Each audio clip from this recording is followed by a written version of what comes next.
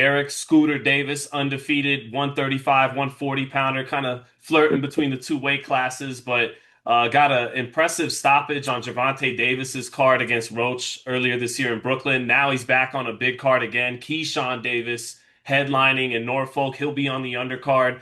What's up, Derek? I should say Scooter, man. How'd you get the nickname Scooter? I got the nickname Scooter. My grandmother gave it to me before I was even born. She sent it on a T-shirt, and my mom was pregnant. She was like, "Oh, we're gonna have us a little Scooter." And from that point on, everybody been calling me Scooter. And, my parents don't even call me my real name. They never call me my real name. It's Yeah, crazy. it's funny. Every time I see Tiger Johnson, I call him Delonte, and he goes, "Why do you call me Delonte?" Nobody calls Yeah, that. yeah. Nobody calls me. Yeah, yeah. Nobody calls me that. Everybody calls me Scooter. So, where did you? What about the Mr. Shark then? Because that Never. Yeah, the Mr. Shark thing. Really, all as a kid, I loved the movie Finding Nemo. All throughout my life, so I used to play it over and over and over. And it's the scene with Bruce the shark, and he basically think Dory was bleeding or something like that. He ended up smelling the blood, and I seen how he changed. He flashed all the way out and was ready to, go after them after saying they was his friends. But as a kid, I was small, you know what I'm saying. But I wanted always people to have fear in me, so I just always I got this fascination with sharks, and that movie and that point in the movie kind of like stuck out to me a whole lot. Just like I liked how like he just got aggressive. Like you could see he was cool, and then he just switched, you know what I'm saying? So then at that point, I'm like, it matched my fighting style. It matched who I am as a person. Like, I'm cool and all that. But then once I get in the ring, it's like, boom, that's the switch. And it's like, now it's Mr. Shark, you know what I mean? So, hey. yeah. If I recall though, that Shark character was a gentleman though. Like he would have tea so Yeah, are you a yeah, gentleman outside yeah, the ring? right. Yes, absolutely. Everybody knows me, man. I have a real well mannered. I'm really a gentleman. I'm a good person, good, genuine person, to be around, cool, funny. I'm always one looking to have a good time. But then again, it's like that time where pretty much bowing down, like when I get to that training camp point where it's about to cut and weight and it's about to fight time, it's like, yeah, it's a whole different beast. Like, you know what I mean? Like, go ahead, stay away from him because, like, nah, Mr. Shock on the hunt for sure. That ring is a place to be mean, right? It's not a Right. place. Yeah. Yeah. Ain't no nice stuff when it's time to be in the ring. You know what I'm saying? Ain't no friends in this game. So I ain't got time to be trying to shake your hand or be all nice. Like, nah, we ain't on that. Well, I remember hearing your name a lot some years ago because I would be in the gym when Gervonta would come to Vegas. Okay. Him and Sean Porter would spar in Mount Charleston, or he'd be in Floyd's Yes. gym. And Barry Hunter, or just all those really well respected guys from that area, Scooter, Scooter, Scooter, Scooter, Scooter. And I'm like, who the hell is Scooter? Because they all so. How long? When did you come into that fold with all those top flight trainers and guys out there in DC like Boogie and Barry? Uh, I was about 10 years old, so I'd say about 12 years ago. Probably, yeah, about 2015 and beginning of 2015 into 2014.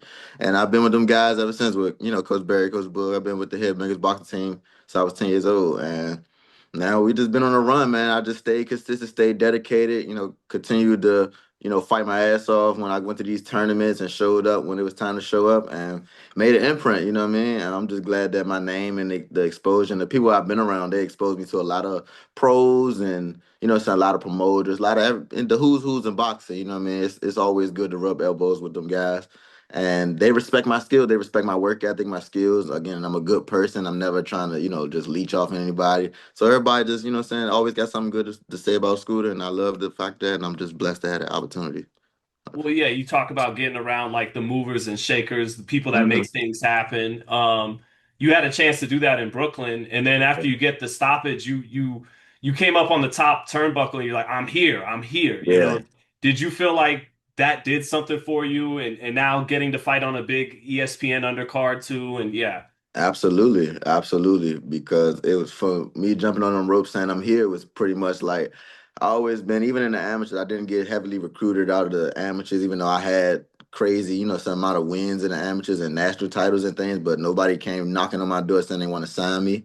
So it was, I had that chip on my shoulder. So again, somebody like Tank that always just told me kept going, keep going, and I got you, and flying me out here to go train with him here, or what I'm saying, put me on the card once I was able to do my thing, it was like I'm here. I've been here the whole time, but now, saying to the whole world, I'm here. You know what I mean? And I definitely believe that it has an impact on me getting on big college because like immediately after I got out the ring, Brad Goodman from Top Rank, the matchmaker, Mhm. he reached out to my to Barry Hunter immediately right after the fight. I didn't even get to the locker room before he was saying, "Hey, I love this kid. Can he fight on this? Is he signed and whatever?" And it was like, oh wow, you know what I mean? So before about it, I took no time. I literally went home on Sunday and Monday I was back in the gym training for this fight right here, you know what I mean? So I'm just happy that I'm able to finally get the recognition and the opportunities because I don't need nobody to give me anything. I'll fight and work for everything I have. So again, this is the best time for me to be able to just show my skills and show everybody what I got. Yeah, well, Brad definitely knows what he's looking at. So yeah, that makes sense.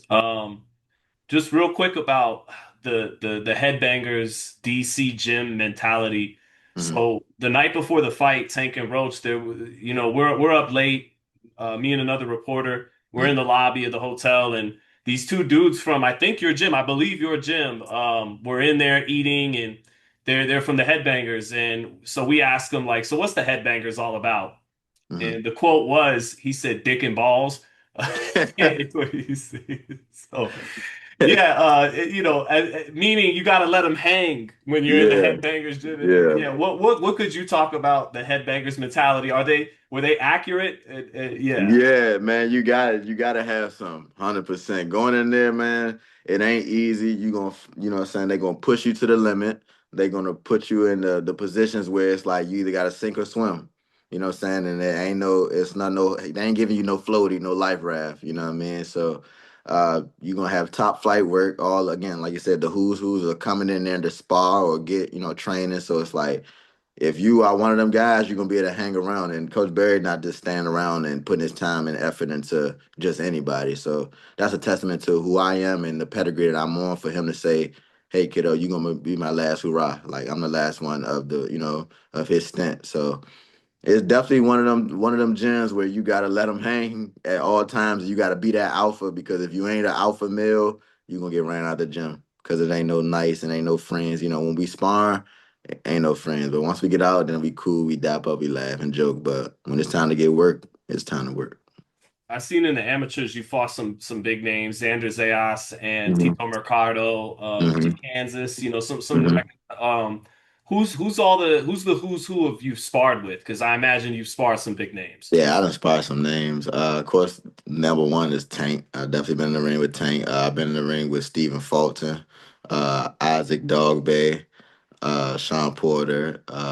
Who else? Let me try Did to you and think. Fulton get real personal? Like I'm Scooter, no, I'm Scooter. Nah, Like, that's the big girl. It's crazy because he been coming down there for so long. You know what I mean? So like he always just like it just became a thing where the boxing world really started calling him Scooter. Like what I'm saying, he always was cool boy stuff, and I always been known for Scooter. So now he kind of always like if you see him on my Instagram, he always just put the Scooter emoji on my things, and like it's just a thing.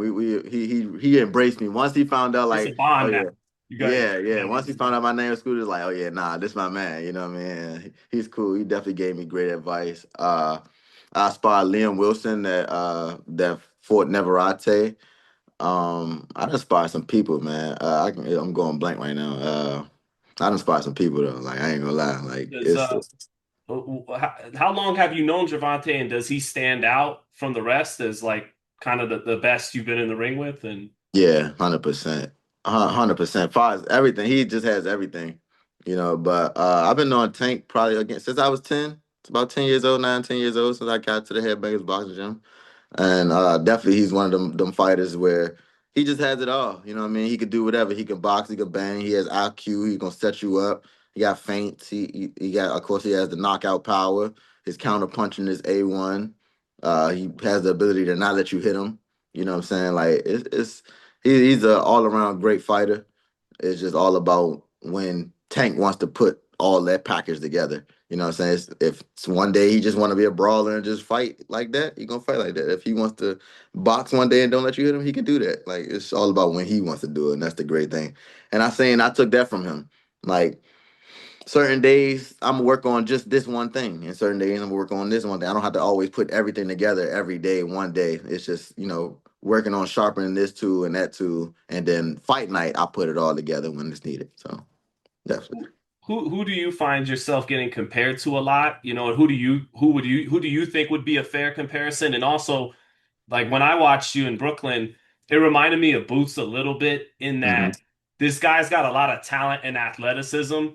but he wants to stay in the kitchen. He wants to hurt this dude Hmm. and put on a show, Yeah. put on a lot of damage in the pocket. Yeah. Whereas other guys with a lot of athleticism, I mean, keep it on the outside and slow the fight down. But you guys seem to want to, get to it. And yeah. I feel like I feel like when it comes to comparisons, I really don't get compared to a lot of people that much. It's like, people, but that actually I like the fact that you did say that with Boots, because Boots is one of the fighters that I do watch in the Flair, because he matches like some of the same skills and athletics, like you said, athleticism, power, speed. So that made me feel good that I just got compared to him. But people really don't compare me to a lot of people.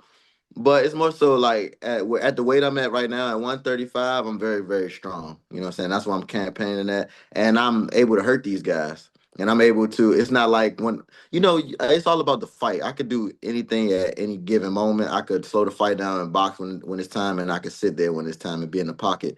So if I get into a fight and I feel like this guy doesn't have anything to really hurt me, or it's not nothing to make me say, hold on, let me slow him down a little bit, take some steam out of him, I'm gonna stay right there because there's no need to step back. But then it's gonna be a time where I'm not the strongest fighter in the ring. You know what I mean? And then the world's gonna start to see like, oh wait, he can set up shots, and he can counter and all that. And that's the point. That's the growth of a fighter, to be able to see the development of me throughout these times. Because they're gonna see people gonna probably get tired of me just knocking people out or just being strong. They want to see me in there with somebody stronger. Okay, to see my boxing ability, my counters, my traps, and I can't wait to show everybody that. I just can't show everybody just everything in one fight or two fights. You know what I mean? That's the point. That's the part of the packaging too. You gonna see me as a fighter grow and develop, and the rounds. You know what I mean? My last fight was a 4 rounder, so it's, you got to get to it in a 4 rounder. 6 round, this is my first 6 rounder coming up now. So it's like, okay, I got a little bit more time, but you still getting to it. So as the rounds go up too, I'm gonna take my time, pace myself and things like that. So um, the world is gonna see, man. I could do it all, and I just can't wait to show everybody I could do it all. And I just want to just keep being on platforms to show the world that, like, nah, I'm the next prospect. I'm the next guy up. Yeah, just two more for you, man. How do you size up the landscape? You just mentioned it. You're going to be competing at 35. Mm. So how do you size up the landscape, and who's a fighter that you watch that's up there in the ranks where it's like, "Ah, I want to fight him. You think about sharing the ring with him already." Um, Somebody sizing. I don't really. The reason why I don't size people up is because boxing so unpredictable. You know what I mean? This guy could be there right now, but then in 2 years he could take a loss and not be there. So it's no point of me just saying I'm for this boy. It's just like, okay, I look at him, say, okay, that's a good fighter. He's a good, okay, he might be up there. And I watch all types of boxing, but I don't have a one or two fighters that's like, yeah. But of course, y'all, I ain't gotta say it. Y'all know who the guys at 135 is, the top guys, the young guys coming out the crew. It's like any one of them wants smoke. Like they there, and it's time for me. You know what I'm saying? We gotta get it down. We gonna get down. You know what I mean? So I'm just focused on my journey and taking it one step at a time, because I know I'm gonna be there. I know I'm gonna put the work in. I know I'm the caliber fighter that's gonna be special, and I just can't wait to just keep knocking down the doors and knocking down everybody that's in front of me. 100%.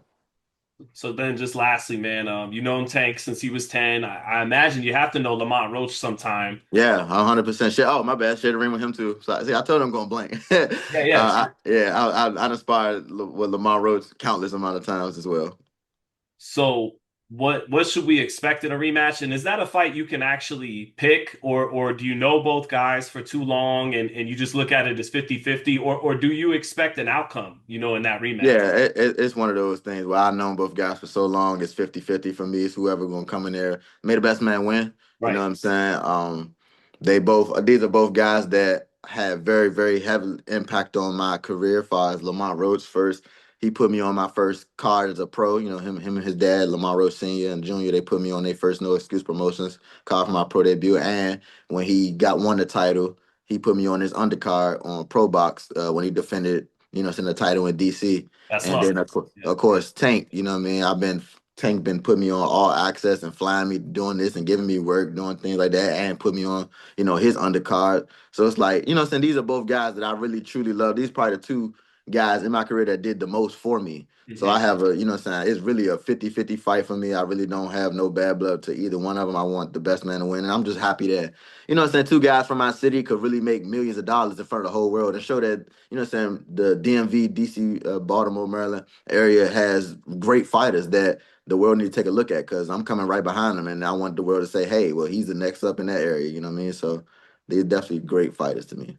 Yeah, and fittingly, your next fight will be on a Virginia card, so the DMV thing called Yeah, yeah, strong. So thank you, yeah. Scooter.